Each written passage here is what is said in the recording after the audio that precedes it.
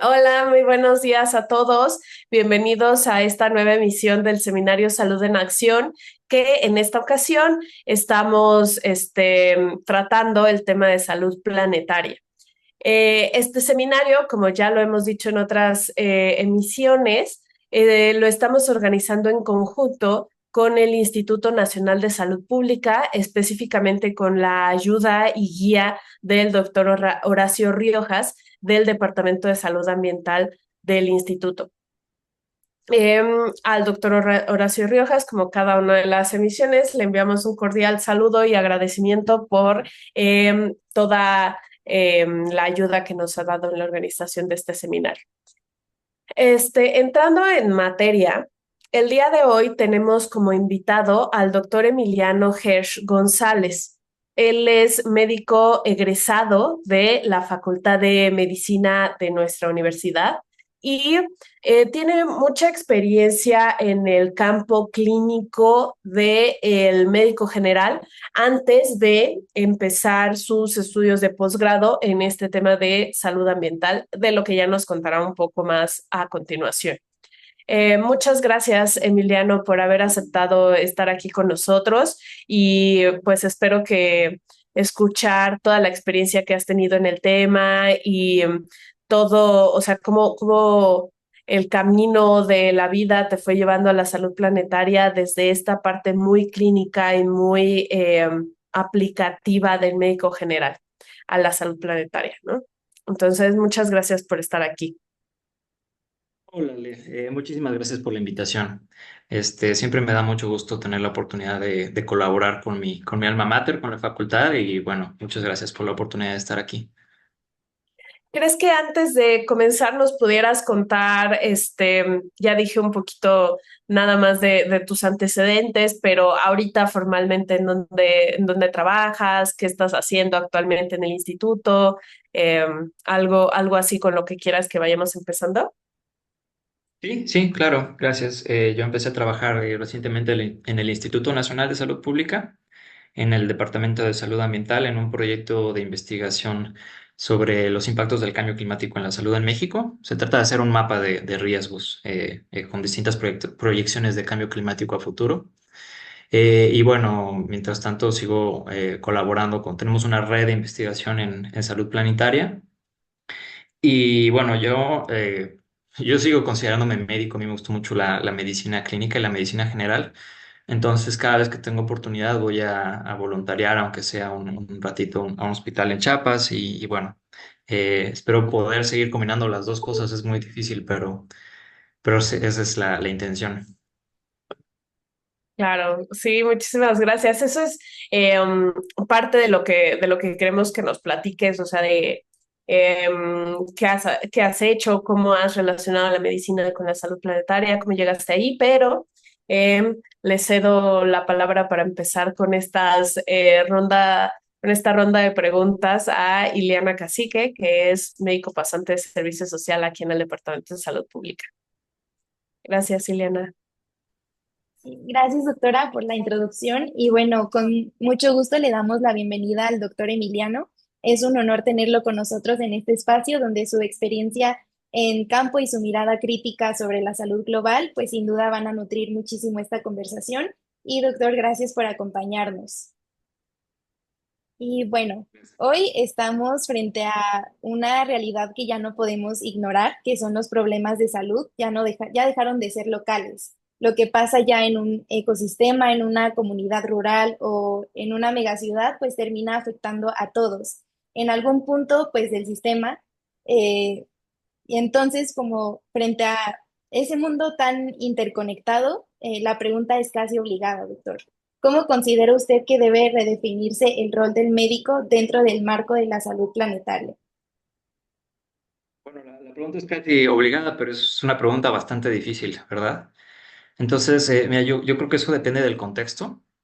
Yo sé que hay muchos estudiantes de medicina viendo esta presentación o esta plática.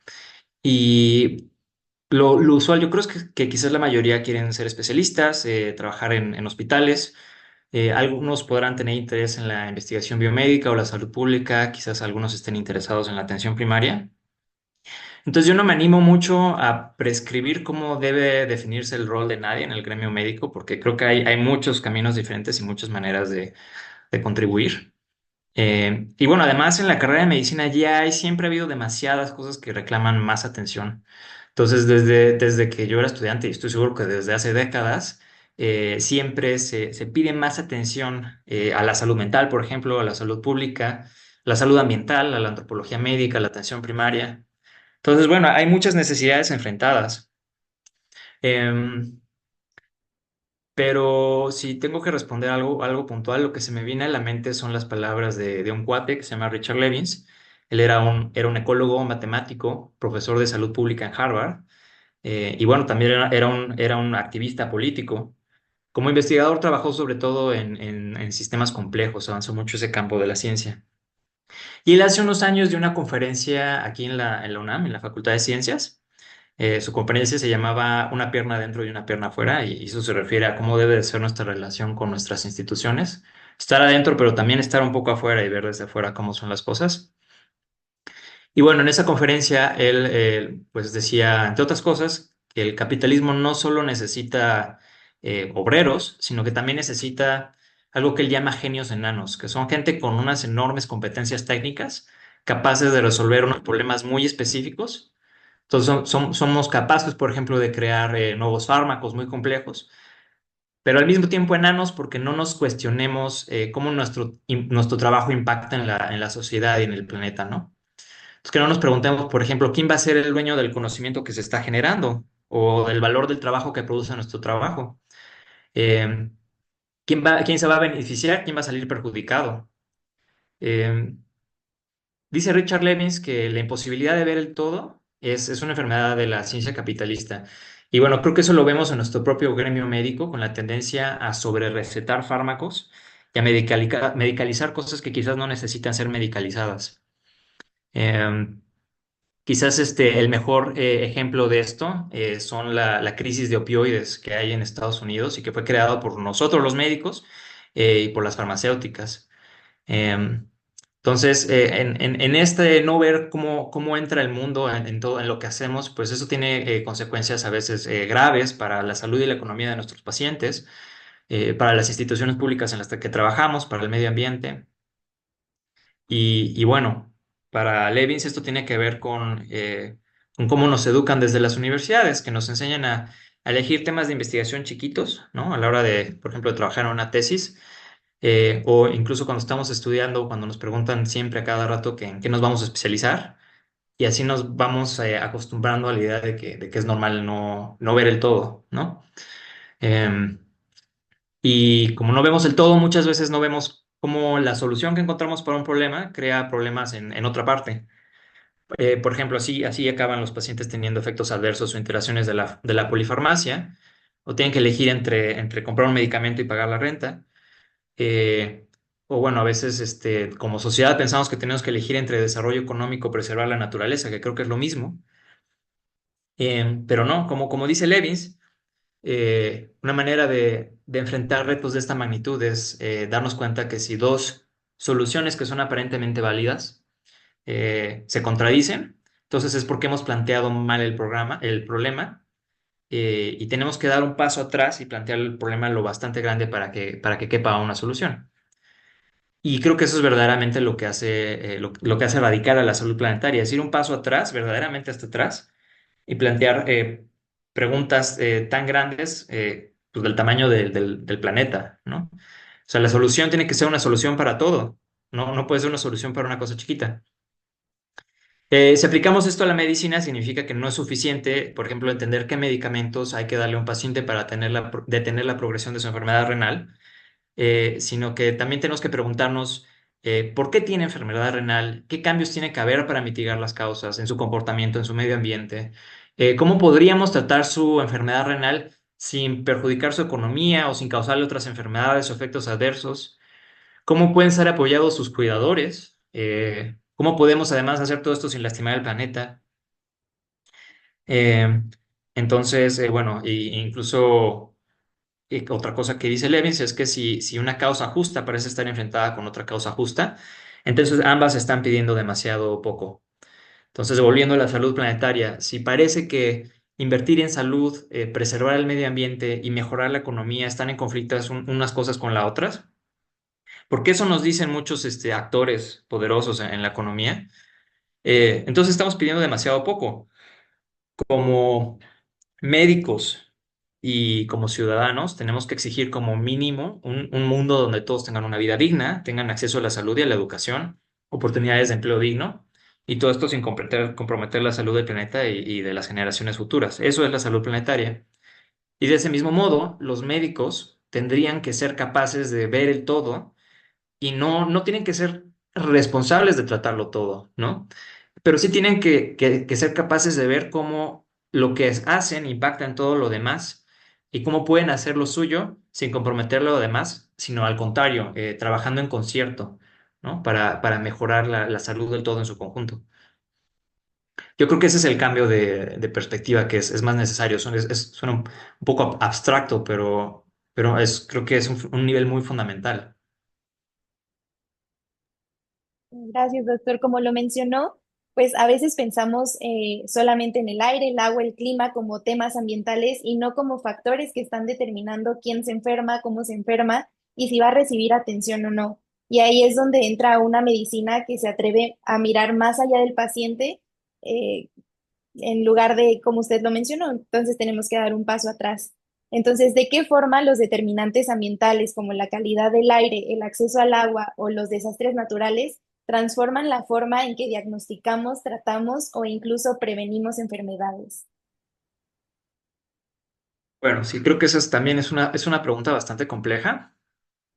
Lo que te puedo decir es, a través de la ciencia, pues estamos entendiendo cada vez mejor cómo las enfermedades se relacionan con el mundo más amplio. Y eso lo hacen a través de los determinantes ecosociales, como ya mencionaste.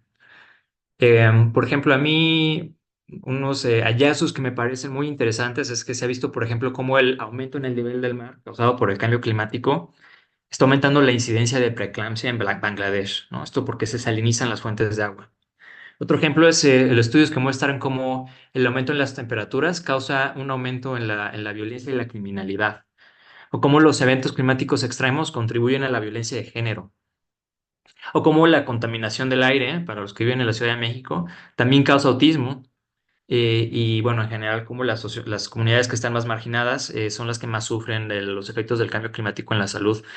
Yo creo que todas estas cosas que estamos aprendiendo nos enseñan una cosa, y es que la enfermedad no es un proceso biológico. La enfermedad es una manifestación biológica de un proceso que es biopsicosocial, pero también ecológico, cultural y por tanto, para abordar cabalmente las enfermedades y su diagnóstico y su tratamiento y su prevención, tiene que haber componentes en cada una de estas áreas.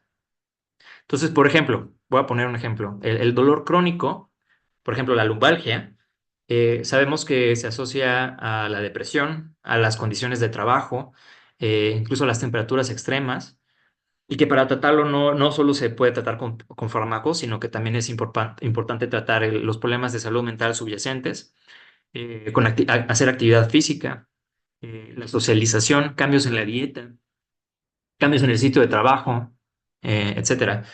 Entonces, otro ejemplo, cada vez entendemos cada vez más cómo muchas enfermedades o cómo nuestra salud en general está relacionada con la microbiota.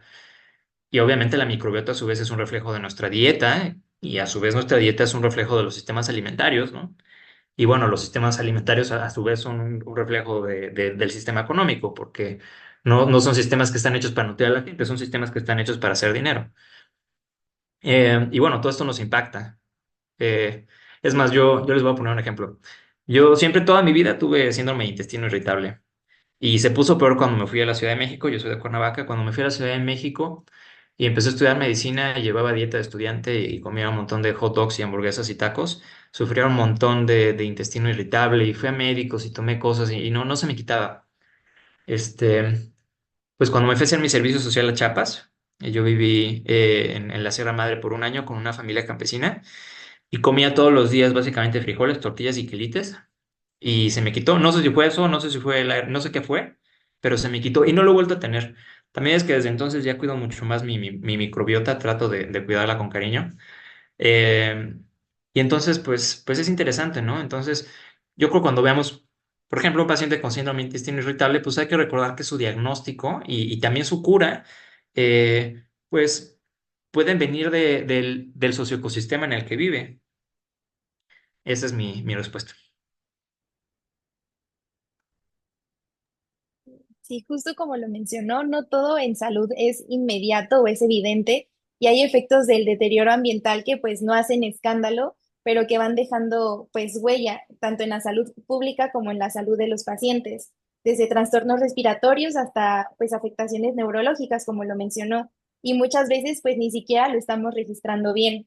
En su experiencia, ¿cuáles han sido los efectos más invisibilizados pero clínicamente significativos del deterioro ambiental en la salud de los pacientes? Bueno, yo creo que lo más visible obviamente son las cosas que ya mencionaste, los golpes de calor, las enfermedades cardiorrespiratorias, la enfermedad renal, etcétera.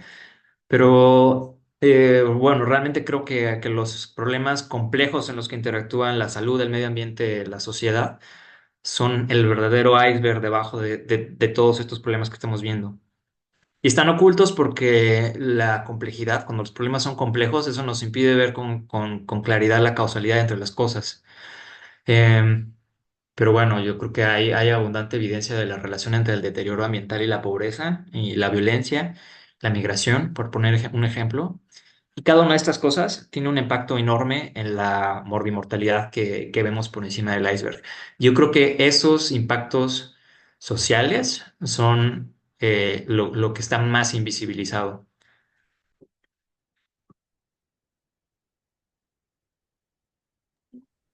Y ay, bueno, doctor, retomando lo que había mencionado de su cambio en su estilo de vida, de qué manera ha incorporado el enfoque de salud planetaria en su vida personal, en su consumo, su estilo de vida o su forma de habitar el mundo?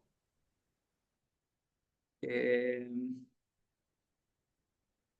yo creo que la salud planetaria es un cambio radical en mi visión del mundo, a un nivel muy profundo en mi paradigma, incluso en mi ética y mi espiritualidad. Puedo con confianza pues decirles, creo que yo durante muchos años quizás buscaba respuestas a preguntas existenciales, pero yo ahora bueno, para mí ya está respondido. Este, yo me veo a mí mismo como parte de un sistema más grande, tal y como pues es un hepatocito o un micardiocito o una neurona para el cuerpo humano. Creo que sí lo soy yo para la Tierra. Y eso quiere decir que tengo una responsabilidad de cuidar ese todo. No necesariamente mi responsabilidad es salvar el todo, ¿verdad? Pero sí, pues trabajar para que esté en armonía, ¿no?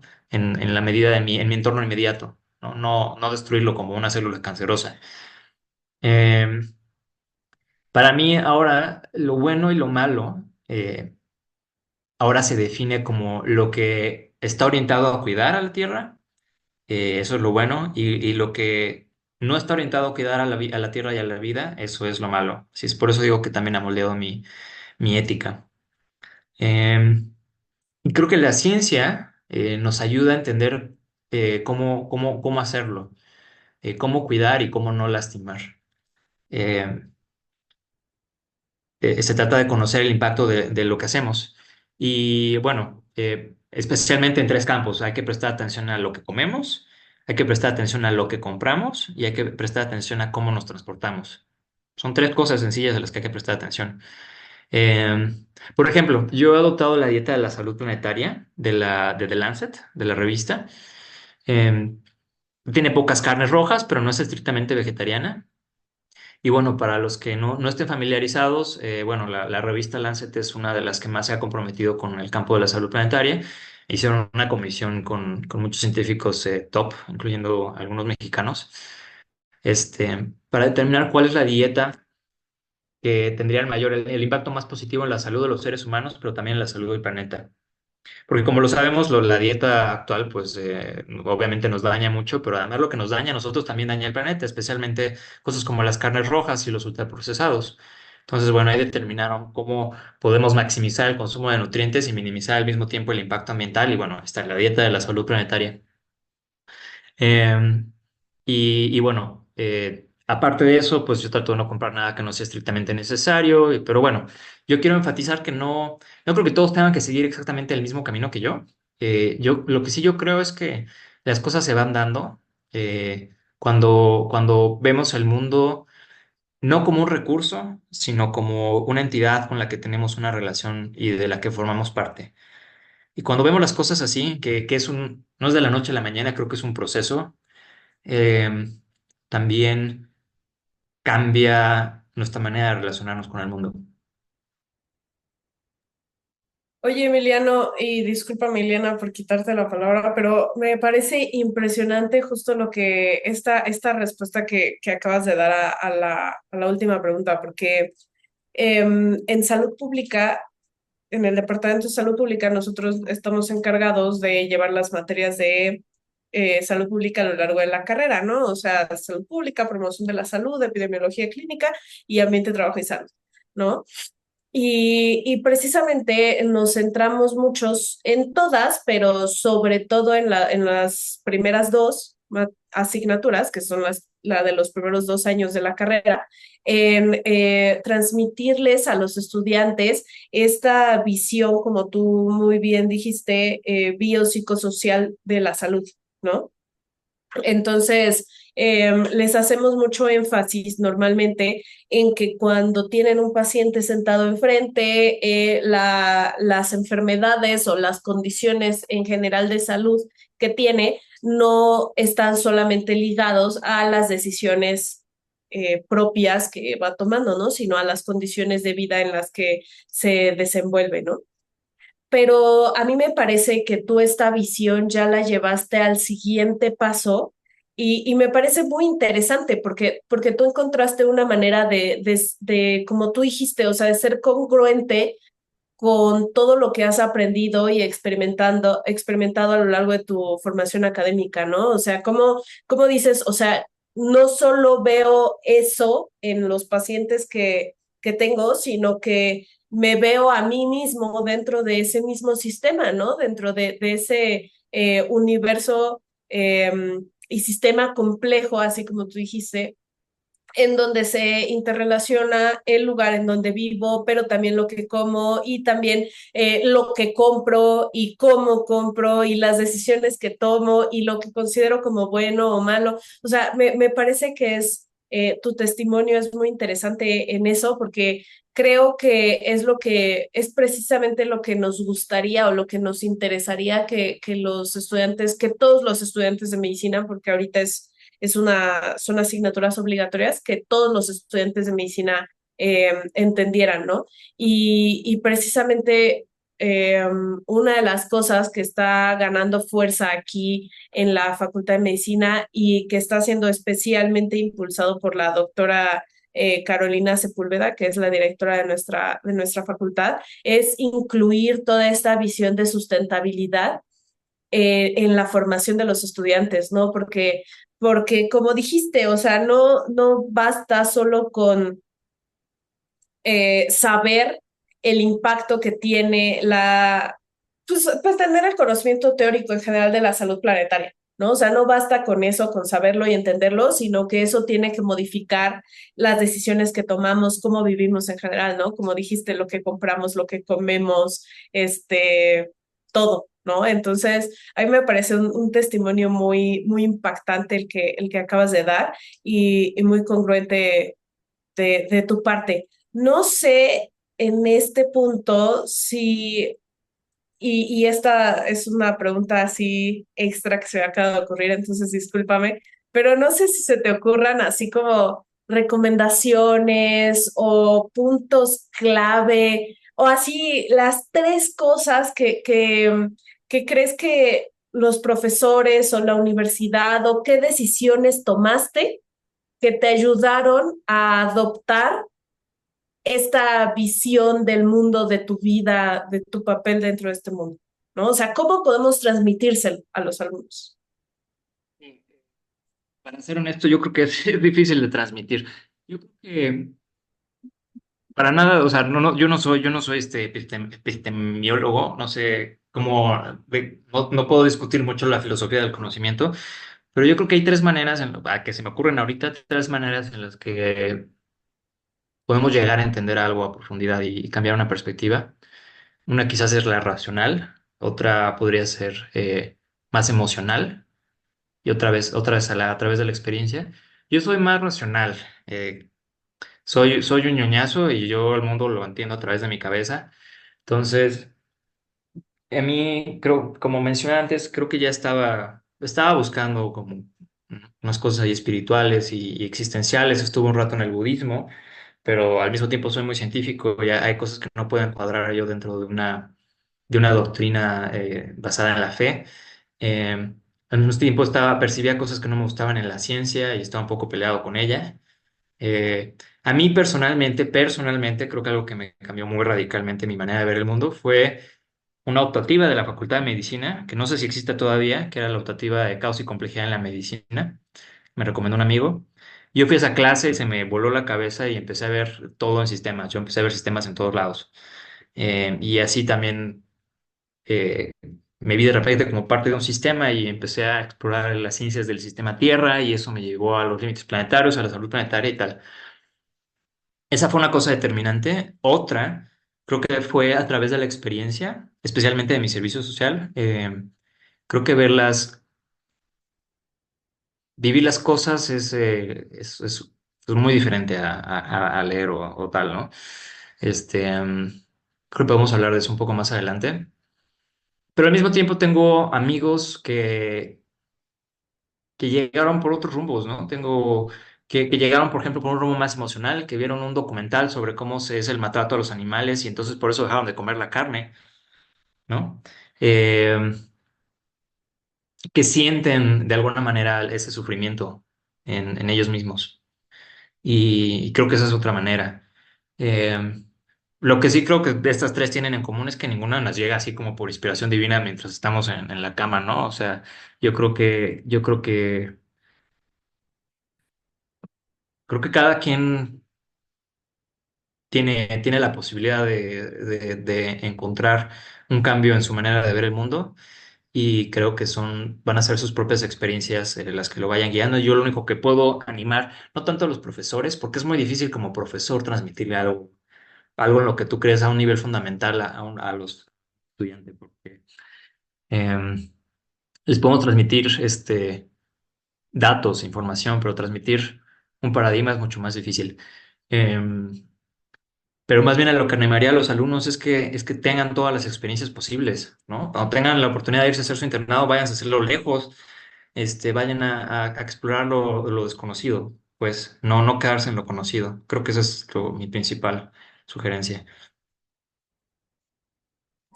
Muchas gracias, Emiliano, por esa respuesta. Sí, creo que tienes razón y probablemente una de las cosas que podamos hacer, bueno, a lo mejor no directamente como profesores, porque nosotros no podemos decirles a los alumnos así simplemente vete, ¿no? Pero sí como presentarles todas la gama tan variada, porque realmente es muy variada de oportunidades que ofrece la facultad de internacionalización, de prácticas comunitarias, de voluntariado, o sea, de todo lo que la medicina y por otro lado todo lo que la salud pública puede ofrecer, ¿no? Que es muy bueno, pero muchas gracias por esa respuesta. Creo que ha sido muy interesante todo lo que has dicho y espero, bueno, ya recibiremos después los comentarios de las personas que nos están viendo, ¿no? A través de YouTube y de redes sociales, etcétera. Pero muchas gracias por esa respuesta. Gracias por la pregunta. Bueno, doctor, respecto a lo que mencionó de conocer, de tomar distintos caminos, tomar la decisión de unirse a una organización como Médicos Sin Fronteras, pues no solo es un paso profesional, siento que va más allá. Implica pues ver el mundo desde lo urgente, desde lo, no sé, roto, desde donde a veces ya, pues ya no queda más. ¿Y qué fue lo que le impulsó a integrarse a una organización como Médicos Sin Fronteras? Y cómo esa experiencia transformó su manera de entender el ejercicio médico. Eh, vaya, gracias por la pregunta. Yo siempre había querido trabajar en Médicos Sin Fronteras desde que estaba chavo. yo creo que desde antes de entrar a la carrera. Y creo que no eran para nada ideas o ideales o cosmovisiones muy complejas como las que estamos platicando. Creo que era en buena medida la combinación del sentido de la aventura con la idea de ayudar donde más se necesita. Pero en realidad creo que la experiencia que más transformó mi manera de entender el ejercicio médico fue no tanto con Médicos Sin Fronteras, sino mi servicio social en Chiapas con la organización Compañeros en Salud, que trabaja en la Sierra Madre de Chiapas. Eso, por cierto, relacionado con lo que mencionabas, Ale, eso fue una oportunidad que me dio la facultad.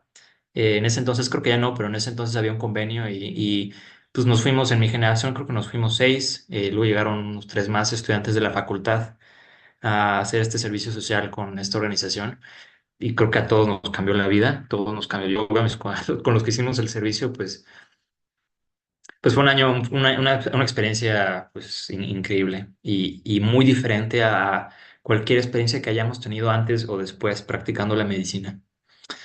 Eh, yo fui el médico de un pueblo de unos 2.000 habitantes por un año y ser el médico del pueblo, no por el médico del consultorio 6, sino ser el médico del pueblo, pues es una experiencia completamente diferente a trabajar en un hospital o un consultorio.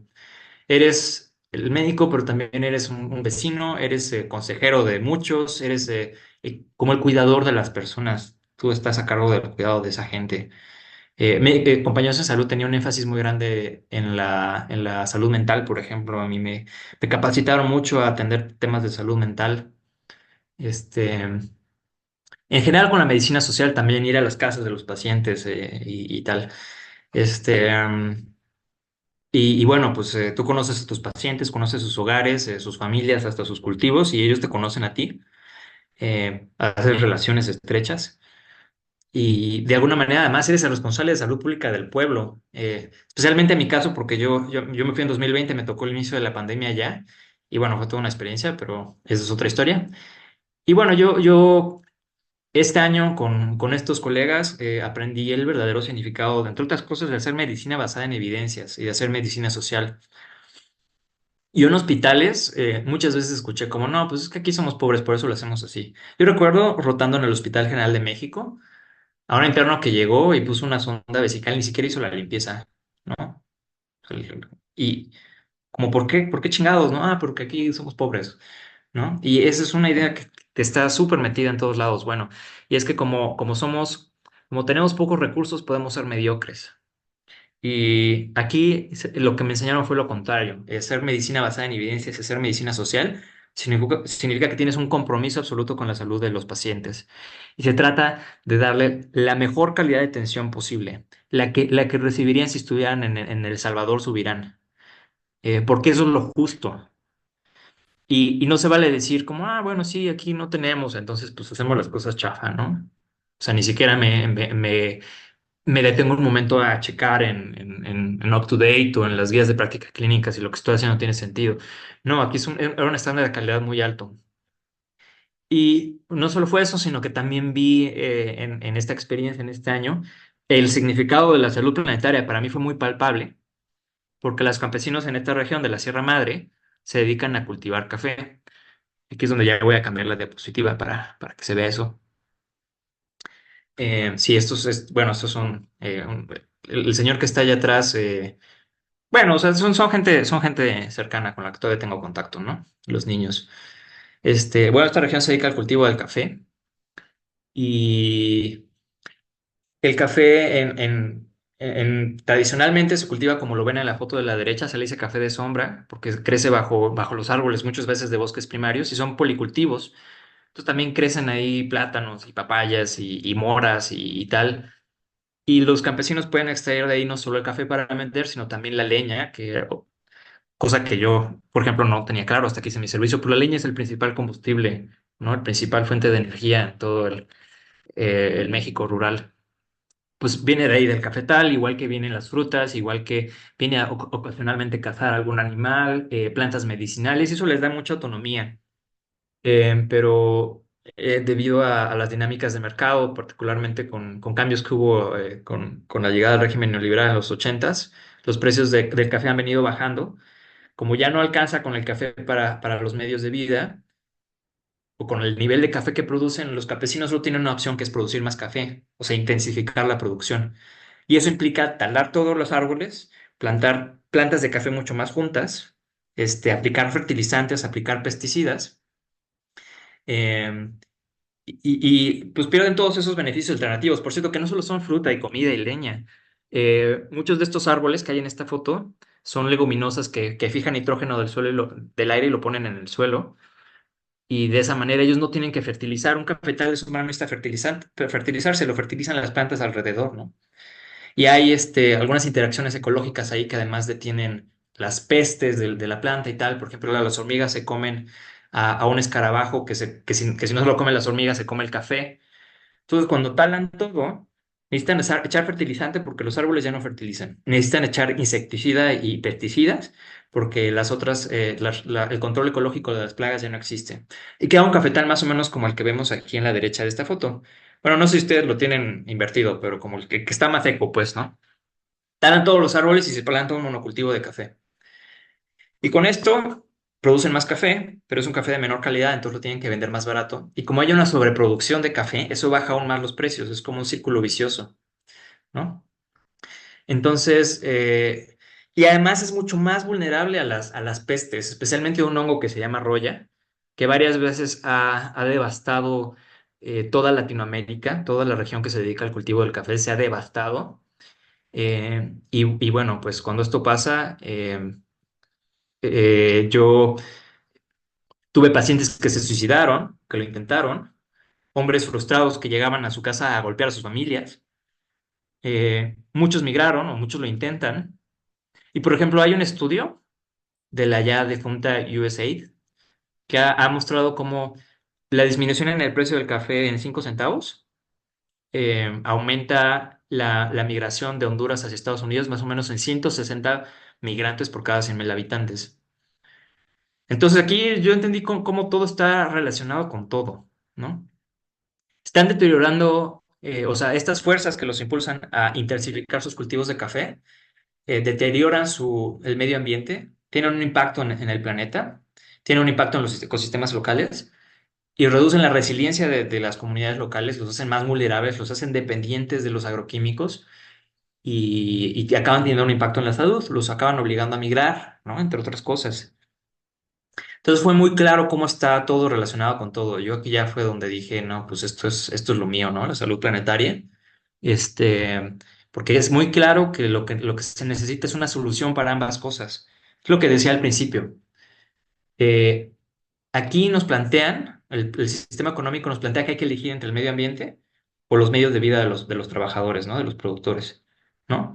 Van a decirte, no, pues hay que intensificar porque si no, no tienen cómo alimentar a sus familias. Bueno, eso es una mentira que se ha creado para justificar esto. Al contrario, para mí es muy claro la solución a esto es que se paguen precios justos por el café.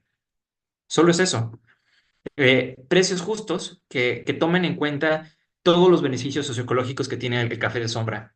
Y si va a ser café de sombra el que se consume, entonces que en el precio del café venga incluido el daño ecológico que está causando. Cuando esas cosas no se contemplan, entonces tenemos realmente estos desequilibrios y al final pues acaba dañándose la salud de la gente y la salud del planeta, es decir, la salud planetaria.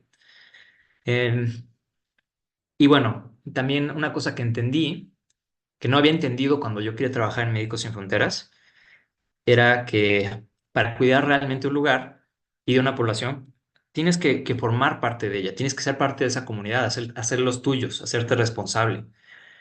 Si, si realmente quieres ayudar, no puedes ir picoteando como un pollo así de un lugar a otro, teniendo aventuras. Este, no, yo creo que cuando haces eso, pues te haces responsable de algo y te haces responsable de alguien y entonces lo que significa tu profesión cambia y lo que significaba mi profesión cambió. Entonces ya no se trataba pues mi trabajo es dar consulta de 9 a 5. Mi trabajo se convirtió en un asunto personal, ¿no? Muy específico. ¿Cómo puedo usar mi conocimiento y mis habilidades para resolver este problema?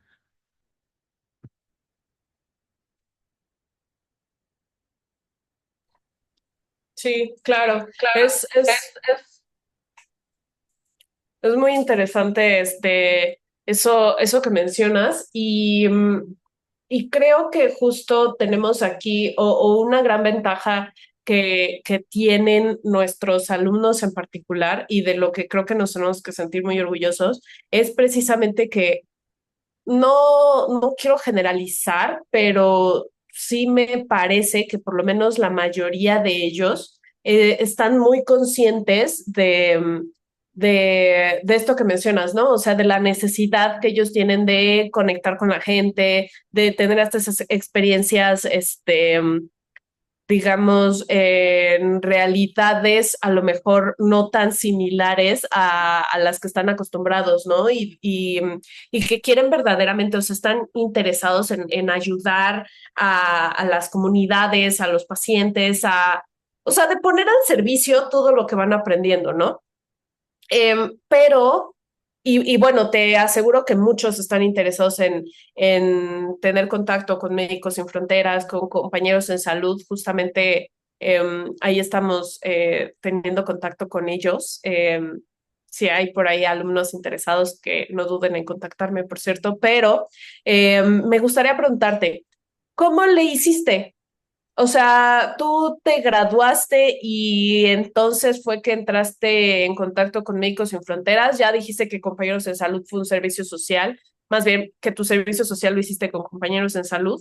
Pero si algún alumno está interesado en hacer este tipo de cosas, ¿dónde tiene que buscar? ¿A dónde tiene que ir? ¿A quién tiene que llamar? O sea, ¿qué necesitan? A lo mejor, no sé si no lo pueden hacer sino hasta que se gradúen, qué perfil tienen que ir adquiriendo en la licenciatura, qué tienen que aprender, qué les va a ayudar a conseguir esa oportunidad, ¿no? De poder incorporarse a Médicos Sin Fronteras y a alguna de las asociaciones con las que has tenido contacto.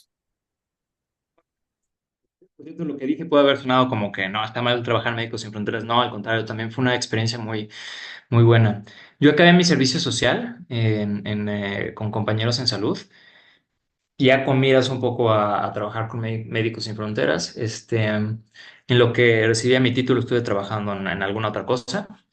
Y en cuanto lo tuve, apliqué y me aceptaron luego. Creo que no es tan común, porque usualmente piden 2 años de experiencia y solo te cuentan el servicio social, no el internado.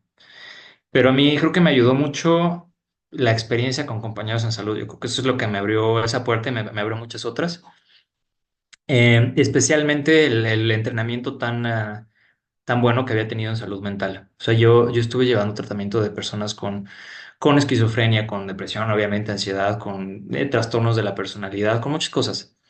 Y también atendí casos de violencia sexual y también en eso me coacharon en compañeros en salud. Y esas son las habilidades precisamente que estaban buscando. Y no es común que los médicos generales o recién graduados tengan esas competencias. Entonces, yo creo que eso hizo destacar mi perfil y por eso me contrataron. El proyecto de Médicos Sin Fronteras en México y todavía me parece que la mayor parte de sus proyectos en Latinoamérica tienen un gran componente de salud mental. Especialmente yo trabajaba con sobrevivientes de violencia sexual y violencia extrema y tortura. Entonces ya tenía competencias sólidas de parte del servicio. Si alguien que está viendo esto quiere trabajar en Médicos Sin Fronteras, yo le recomendaría que preste atención a las clases de salud mental, ¿no? Y que aprenda eso y que no tenga miedo, porque yo recuerdo cuando yo estudié se me hacía como muy improbable que yo diera tratamiento para depresión o cosas así, ¿no? Pero no, eso ha sido buena parte de mi profesión. Y creo que no solo en México y en América Latina, creo que incluso si acaban queriendo internacionalizarse con Médicos Sin Fronteras o con otras organizaciones, las competencias básicas en salud mental son súper importantes. Ok, pues sí, muchísimas gracias, Emiliano. Y bueno, aquí, no sé si, digo, no quiero hablar de más, pero conociéndote, yo no creo que te vayas a oponer a que algunos alumnos de los que vean este seminario, que se inspiren, se pongan en contacto contigo para, para pedirte consejos, para, ojalá, para trabajar contigo, para aprender de lo mucho que tienes que enseñarles y también con el doctor Horacio, no sé, como para Claro. discutir a lo mejor alternativas, etcétera. Entonces, aquí, si no te importa, podríamos poner tu dirección de correo electrónico, tal vez, ¿sí? Y ya pueden ahí poner flotando en un texto Ajá, o algo. exacto, Sí, sí, vale, precisamente vale. así, para que se pongan en contacto contigo si es necesario. También, igual si em, quieren ponerse en contacto conmigo para pedir tu contacto, pues bueno, ya te estaré contactando con las personas que estén interesadas. Y pues sin más, te agradecemos muchísimo que...